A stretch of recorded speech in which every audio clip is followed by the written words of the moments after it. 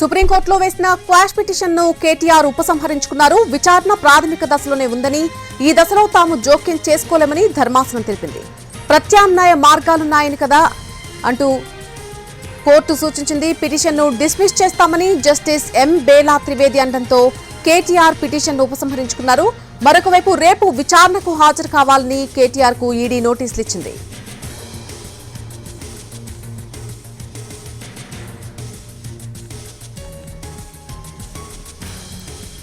KTR quash petition dismiss కాలేదని, legal opinion ప్రకారం withdraw చేసుకున్నామని అన్నారు లాయర్ మోహిత్ రావు. ఈ కేసుకు సంబంధించి ఏ కోర్టులో అయినా అపీల్ చేసుకునేందుకు తమకు అవకాశం ఉందన్న లాయర్ మోహిత్ రావుతో ఢిల్లీ నుంచి మా ప్రతినిధి రాజు face to face.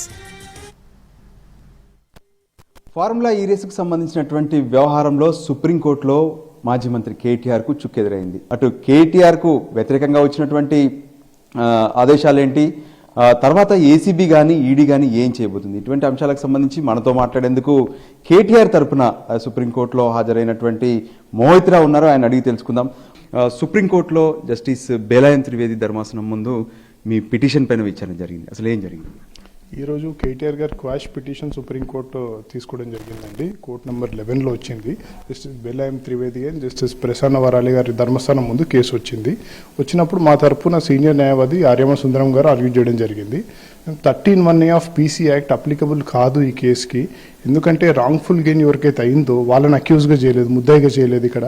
And 13(1)A clearly applicable కాదు అని మేము ఆర్గ్యూ చేయడం జరిగింది.